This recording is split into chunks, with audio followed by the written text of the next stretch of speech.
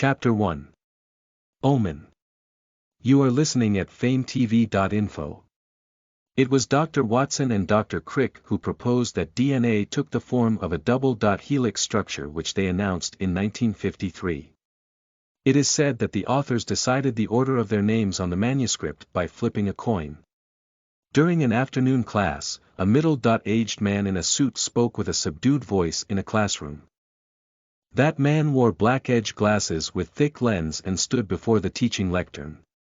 He was expanding on the textbook with a biology lecture to a group of schoolgirls who sat in rows throughout the room. However, they lacked drive and cheerfulness, his monotonous voice creating a somber atmosphere devoid of enthusiasm. His face was thin and white and he seemed to be really nervous and unhealthy. His eyes behind the glasses had been moving restlessly for some time while he stared at the textbook in a way that showed his unease and timidity. His hair was unkempt and unclean to the point that he received looks of hate and contempt from many women. Although the science teacher had been lecturing for some time, it was really noisy in the class, just like during lunch. Many schoolgirls were discussing things endlessly with their friends while laughing in loud voices. There were also some quiet students, many taking naps, while others ignored the teacher's lecture and studied by themselves. Anyway, it was a common occurrence that none of the schoolgirls in class 4 of the second year paid any attention to the science teacher's lecture because he always looked so gloomy. It was that, well, and I met someone the other day. You met someone? Is it by any chance that guy? That's right. Koji still likes one now. Because Natsuki said he broke up the other day. Well, is it so? I don't even remember. On the side of the classroom with the windows, there was a group of 3 girls who were talking in especially loud voices. The 3 people had moved their chairs into a ring like you might see in a coffee shop while they talked. They chatted happily while disregarding the science teacher since the class began. All 3 girls were 17 years old and very pretty, but the schoolgirl who sat in the center of the group had an appearance that by far stood out from the rest. That girl was just called Natsuki by her friend. She had glossy hair which was lightly curled to her shoulders, and a small oval face to match. She had bright black eyes and her fringed long eyelashes were also very adorable. Her small, red lips continued from a high sharp nose. When she laughed, the snaggletooth which was just visible through her lovely lips only served to accent her exquisiteness and her most charming point. The instructor glanced over at the lovely Natsuki, who cackles at the center of her group and then returns his eyes to the textbook again. His mind said that he shall do something about the noisy classroom, but there is no way of dealing with it because he was just a coward, after all. At the time he was first appointed, he tried to get their attention many times, but even then, he was bathed in the looks of ridicule and hate from all the girls. Nowadays, he only prayed that time passed by quickly. This time, someone had heard the noisy classroom and thus opened the door. Hey, why is it so loud? It's class right now. So, you all need to be quiet. The classroom scene immediately responded to the dignified voice in an instant. The students who had moved their chairs without permission immediately put them back to their proper place. Every schoolgirl was overwhelmed by the force of that man standing at the classroom's entrance and followed his instructions without complaint. The schoolgirls watched the dandy-looking middle-aged man who had just appeared with enchanted expressions on their faces. Even Natsuki, who was talking loudly a while ago, was among them. Midu-sensei, what are you doing? You should do your job properly. The man changed his angry expression toward the science teacher while questioning his leadership. Yes, it was just as the man had said. Midu-san looked down the front of the platform in silence without being able to offer an argument. Well, good.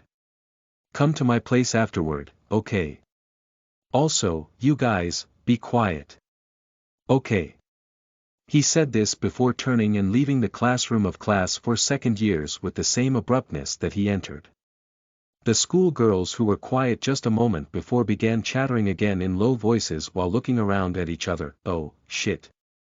Usami-sensei is so cool, really, I can't believe he is the same age as your father, such a good looking Aji-san, I wonder if he has a girlfriend. Natsuki and the others of her three-person group were laughing and giggling again while resuming their talk. As expected, it isn't as loud as it was a while ago, but there was no change in their arrogant behavior while they ignored their teacher's voice. The reality was the Midu-san knew that the girls despised him. However, he lifted his thick black-edged glasses with his hands and breathed out a small sigh, offering a prayer to Buddha, and then restarting the class like it was an important mission in his life. Finally, freed from the long torture, he sits down on his chair and takes a breath. Midu-san has returned to his personal room, which served as a sanctuary where no one bothered him. While the room has a window that faces north, there is very little light because he hung thick blackout curtains so that the room could become pitch black at midday when it was closed. However, Midu Kenichi, a temporary teacher at the prestigious Ellis All-Girl High School, liked this gloomy room. Even he didn't understand it well, but his mind felt at ease when he was in this room, as if his worries could be forgotten. The Ellis All-Girls High School was a traditional all-girls school which continued their tradition since the Meiji era. Most of the girls who graduated from this school came from prestigious families or were daughters of politicians.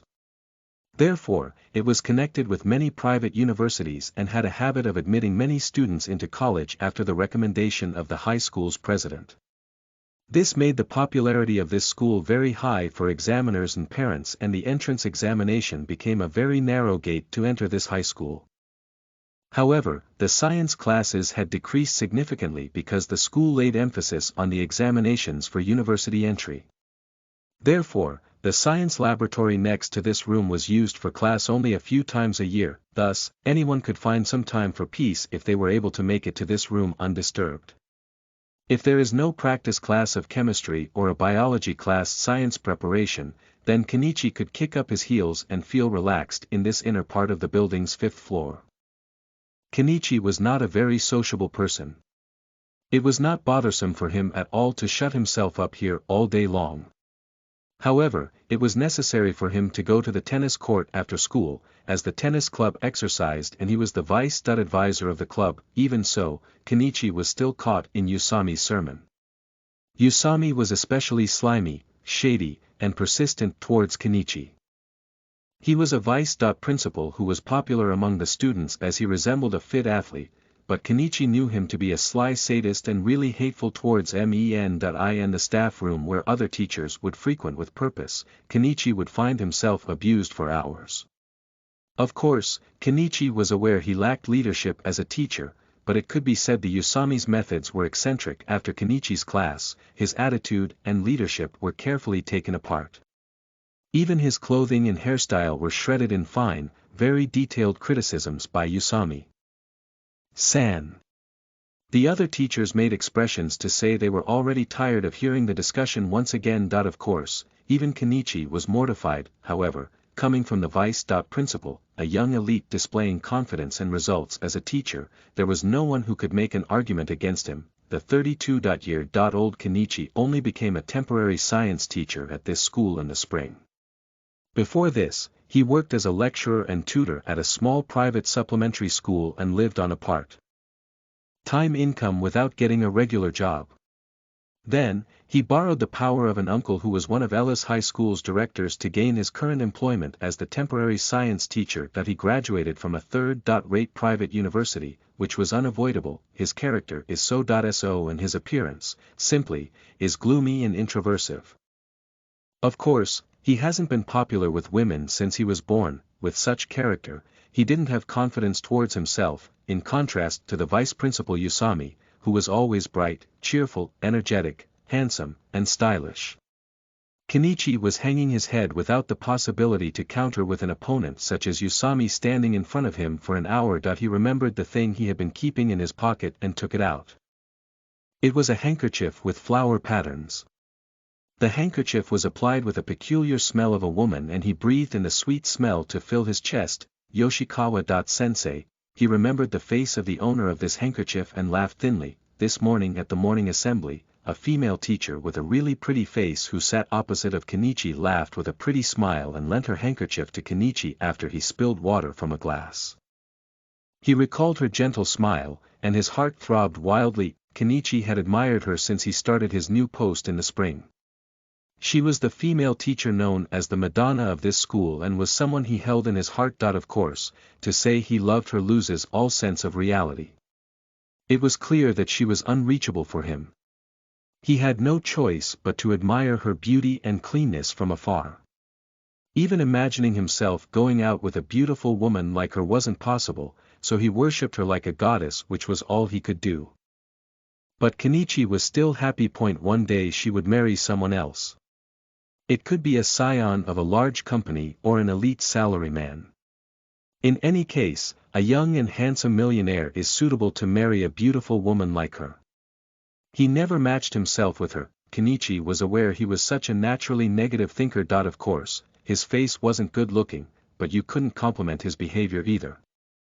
At the third-rate university where he studied, only his science grades were good as he struggled to learn in all the other courses, only just managing to pass. At his current age, Kenichi didn't have any girlfriend, and he had no courage or experience speaking with women, making him a representative of the typical unpopular man, Yoshikawa-sensei, when he put the handkerchief to his nose, taking in the fragrant smell of the beautiful body of Junko Toshikawa, blood gathered in Kenichi's penis.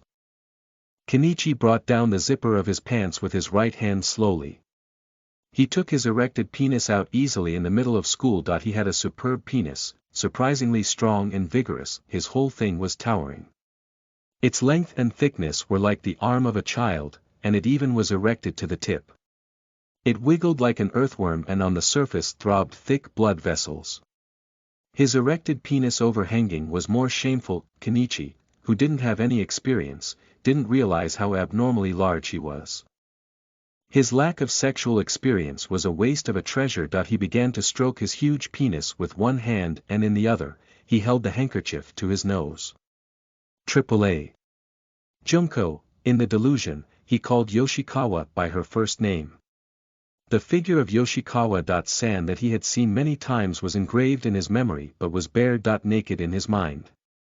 It was an act that he had repeated innumerable times, and it was the type of masturbation that Kenichi preferred. Yoshikawa-san had an incredible body. He realized that even though she wears tidy clothes on top of her body, beyond her lucid face, she wore metal-framed glasses. Her chest was so huge that even through the blouse and suit she was wearing, the looks of men were glued to her chest. When it was summer, and she wore light clothes, her white blouse was transparent and her pink and blue bra became completely exposed to the view and troubled men greatly as to where to look. Her waist, which continued from there, was narrow and tight so that you could hug her body with both hands. Her hips were plump and extended from a tight skirt with force, creating a curve like you'd see in models. The ridge lines continued to curve down her elegant legs to the point where you'd sigh at the sight. Her thin legs are so luxurious that you wonder why her ankles aren't broken. AAA. The imagination of the beloved teacher with her perfect-shaped possibly G-cup breasts stimulated Kenichi's dick further. It leaked from the tip, the liquid ahead of the rest coming out in spurts and spilling to the side that he wiped away the sweat. Junko's body odor that was left residually on the handkerchief was put against his nose now, and the elegant perfume and female pheromone smell mixed enchantingly. The illusion he made was him burying his face in her tremendous breasts.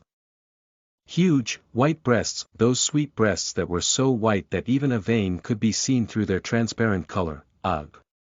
He wanted to save it, so as he reached a climax in no time he wrapped his penis in the handkerchief which he held in his hand in a hurry and ejaculated into it. A large quantity of semen was released onto the handkerchief, so much that even Kenichi was disgusted while also intoxicated with pleasure. He was stuck like that for a while, so that even if he thought, my goodness, it would already be too late, oh well, it has been done, then Kenichi saw the lace handkerchief which was fully soaked in semen, wet and dirted. He polluted the handkerchief which he had borrowed. With much effort, he tried to find something else as an emergency, but he hadn't, and now he felt a sense of guilt and regret in his head. You don't say so. What has been done cannot be helped anymore. It may be stained, but first of all, he decided to wash it with water as much as possible. He will wash it once again carefully after going home and then return it to junk tomorrow. Possibly then, he may be able to exchange 2 or 3 words with her. Kenichi wiped off the remaining semen still oozing from the tip over and over again. Then he took off the handkerchief from his penis carefully so as not to drop some outside. In that way, he dropped the handkerchief which was fully soaked with semen on the floor, and with his other hand he put his penis which had become soft away into his pants. Ah! Kenichi heard a slurp sound and guessed that it came from the handkerchief which fell to the floor while clicking his tongue. The reason was because he realized he probably needed to clean the floor now. He looked at the wet handkerchief which fell on the floor while straightening his pants and standing up from the chair. However, at that point, Kenichi noticed something curious. The handkerchief which just fell between a tile and another tile, suddenly something shone like a creature between the thin gap. Something shined only a few millimeters away from the black gap but disappeared a breath later. Kenichi didn't know what it was immediately at first because it was so dusty. Oh, well. It was only after picking up the handkerchief that he noticed that the shining in the black gap of tile was his semen. The handkerchief which he picked up in his hand was light and dry as if there had been nothing on there at all. Even the fishy liquid and moisture and the peculiar odor were missing. There was nothing at all, even when he opened it. What? What? How so? How so? The semen completely disappeared from the handkerchief as if being sucked in from the floor. Kenichi didn't know its meaning and was struck dumb in this dark science preparation room. Anyway, it was in a dirty state and he had sent out so much liquid that even he was disgusted by it a little while ago, that he felt like a strange existence was nearby and a cold chill ran down his spine. Goosebumps spread across his whole body, and the corner of his head made a dizzying sound as he had a bad feeling. Misha. Kenichi heard a sound right behind him and he became startled. Standing up from the chair, sweat broke out from his whole body just like it was summer in that dark science preparation room, even though summer had long passed. Listen to the full novel at famvetv.info, direct link in the description.